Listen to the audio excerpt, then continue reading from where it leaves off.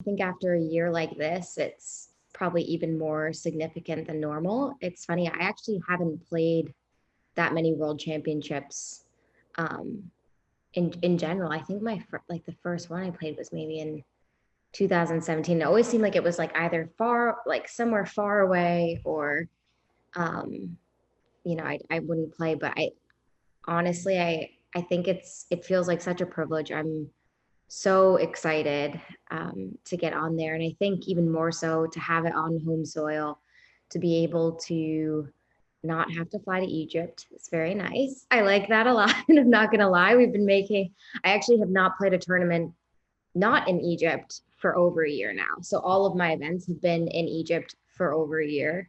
I think pretty much most people are like that, like maybe unless they played Manchester or some of the challenger events. So I'm excited to actually play a tournament in the States. But yeah, I think these types of events, right?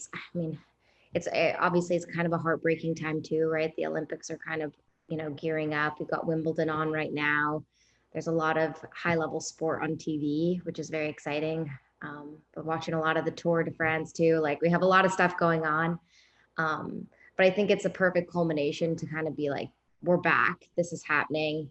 It's going to hopefully, not only is this the pinnacle of our sport where we get to showcase it in such a beautiful way, but I think it also hopefully signifies the start of things starting to return to normal, which even to me is maybe more powerful than the event itself. Is it's actually like this kind of a crescendo of like, okay, this is it, it's happening. Hopefully now COVID will start to decline a little bit. I mean, it's huge. Like I feel very lucky. I grew up in New York City, so the kind of the tournament where I really probably feel the most at home would be Tournament of Champions. But honestly, Chicago and that being, well, now I guess down in Philly for the US Open, it's kind of a very similar thing. And it does, it means a lot to know that at the very least, the energy is going to be with you, right? Like at the very least, that when you step onto that court, the average person wants to see you win, which is nice, right? Like obviously we spent, like I said, a lot of time in Egypt, and the average person there probably wants an Egyptian to win. So it's really nice, and it's nice that we're going to have crowds, and it's definitely nice that we're going to have home crowds. I'm hoping my grandma will be able to make it. She always keeps me on a tight leash. She's like, I don't want to see any crap squash, so I can't, no rule breaking for Grandma Paula. So, but no, it's very exciting. I mean, it's been a hard year in general for everyone, and I think that family has been even more pronounced, than how necessary having family is. You kind of take for granted being able to see family and have family around. And I mean, even little things like I totally used to take for granted the fact that Alan could come and watch me play, and that if I needed a little bit of, if I needed a moment, I could look back into the crowd and I would see him there. And same goes for my parents, and like my grandmother and my brother and my sister. I think it's one of those things that you've taken for granted, and it really is something that's very powerful to have that there. We're very vulnerable on that squash court, and when you have your loved ones with you, I think you feel a little bit more protected, right? Like you have that little bit of that shield. And obviously when you're traveling, I haven't had anyone with me, and Alan's been in the in the hotel room. So it's been a very interesting year with that. That being said, though, hopefully as things move forward, that'll be more and more that I get to have my family back, which, I mean, my family is everything to me. So love it. I mean, I think in general, squash is a very intimate sport, right? Like you really do feel, I think if you are watching squash, you probably play it. Like most likely you play it if you're watching it.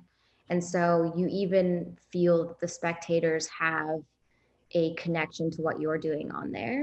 And then obviously, because when you're in Chicago, it is a small venue. It's a gorgeous venue, right? Cathedral Hall's stunning, but it is tight knit, and I think it just elevates the energy even more because there's no space. Like what you're feeling is what the crowd's feeling, and then what the crowd's feeling is like what you're feeling, and then it kind of snowballs from there. And it's like, whoa! Like at the end of it, it's like, an explosion. But personally, I love it. Like I have really fond memories of Chicago from, I mean, kind of the start of like, kind of rising through the rankings. Like Chicago was a very big event for me. And yeah, I've always personally loved being there and being at the University Club.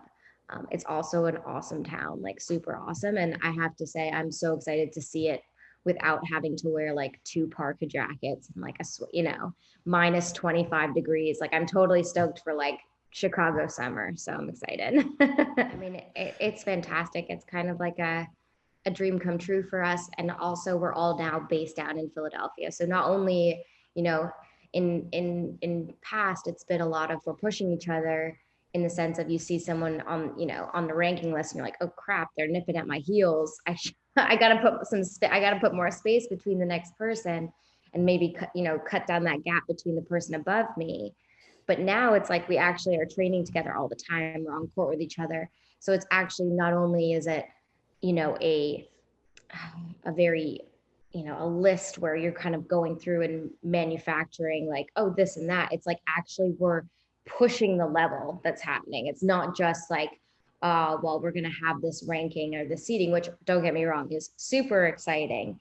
And I think if you ask any of the girls that we would really hope that the women's world teams gets put on very soon. And because we do feel very strong and confident. And honestly, from there, you just never know. Obviously, Egypt is extremely strong, but you know what? We never say never. And I think that we're building a community and an environment of that excellence. We're working with each other every day, pushing each other. We're going and doing stair sessions together in the hot sun and, going through sessions that are painful together. And it really does build this, this really beautiful team, kind of team environment and also an energy within the players that you feel like everything's just raising and raising and raising.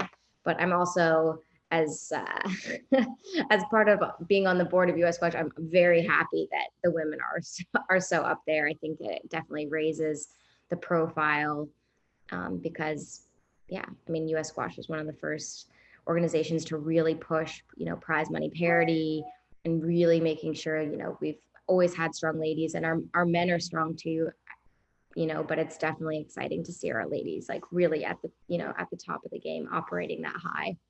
I mean, I think it's going to be a very interesting time for US squash in general. There's a huge move towards community squash. So basically being able to go into communities and offer squash as a tool amongst other things and to be able to, in the US, it has been predominantly in a very elitist sport.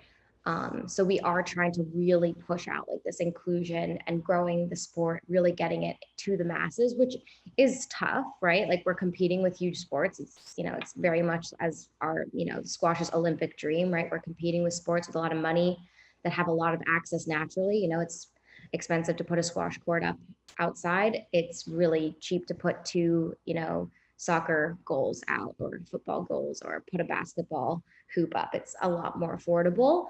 That being said, because we have this beautiful center, I think it's going to make it a lot more accessible, and it's also going to kind of raise, again, it's that profile, right?